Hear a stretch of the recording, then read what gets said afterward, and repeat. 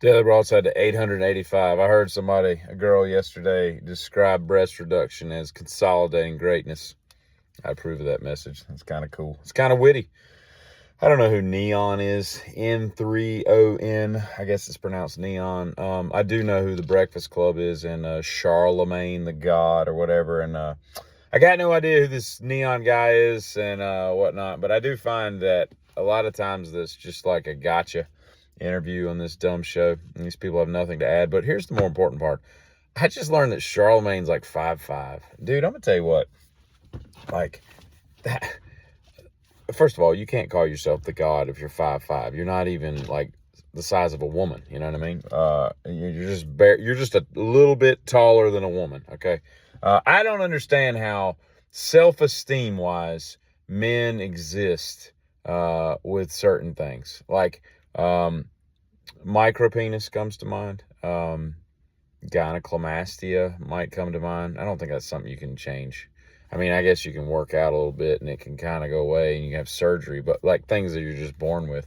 Obviously your height. I think if you're 5'9" or under, and 5'9's pushing it, I think you're really, I just don't understand how you get out of bed in the morning. And people that are just brutally ugly. I'm talking about, and I've talked about this before. I think if there's incest, causing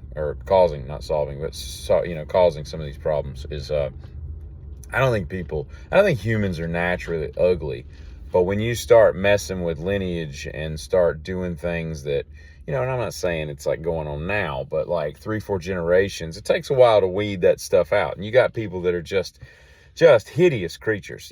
God love them. They might be the sweetest souls on earth, but the Lord didn't bless them with any kind of looks. And they're just, that's just got to be rough. You see them on TikTok a lot. You see people that, they get made fun of because they've just got brutal teeth and stuff. And things they can't change, or not change, but things they can't help. It's just the way they were born. But still, it's got to be difficult getting up in the morning and facing life when you don't even have like a good set of like genetic response to the world. I don't know what I'm saying. All I'm saying is, whatever. I really like Alabama Shakes, Brittany Howard. A great band.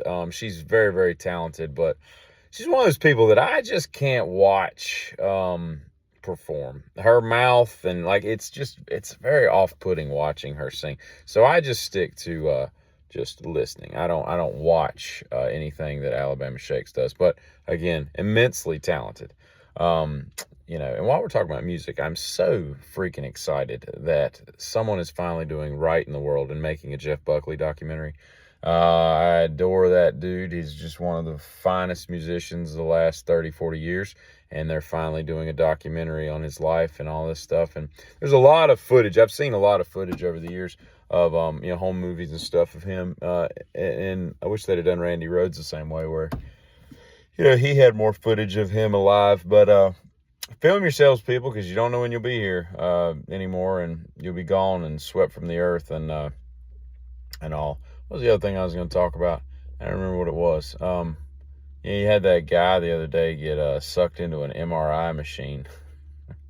I'm not laughing at the fact that he didn't make it. I'm just laughing at the fact that we have created something, magnetic resonance imaging, that can pull a man across a room. Now, my understanding was he was wearing some kind of like bike locked, cable or like around his neck. I don't know why. I mean, maybe it's just he had other stuff in his hands. But can you imagine, like, I remember the story of the girl, like about a year or so ago, and she went to get an MRI, and she's one of these people that just walked around with some kind of toy down below, inserted, and that's a topic for another day, but, and it was metal, and as soon as that thing came on, it like ripped it up into her, like, throat or something. I think she made it, but could you imagine going from like complete stillness in the world to a split second later having one of those toys like in your esophagus or whatever, and they've got to go in and you talk about a crazy day at the office. They call you up, the surgeon, and they're like, "Hey, you coming in this morning?" You're like, "Yeah, I'm on my way." They're like, "All right, well, just brace yourself. We've got an emergency sex toy removal, and you're like, what? You know, like, yep, somebody else went into the MRI room with another toy. Oh God, could you imagine the destruction that would do? But the fact that we've created something like that, that's that impressive, you know, that can be that strong of a magnet, is pretty dang cool. Like, we discovered magnets, I think, because like they were rocks or something. Like, there's natural magnets, or maybe, I don't understand magnets. I distinctly remember going over them in school, but it was like 5th or 6th grade. It's been a while, but it's been a while since I learned about magnets.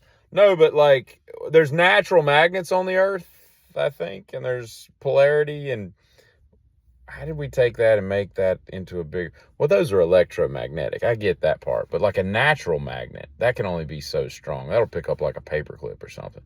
I'm going to stop talking now because I'm just wandering and I don't really know what territory I'm in. Y'all have a great day. I get it.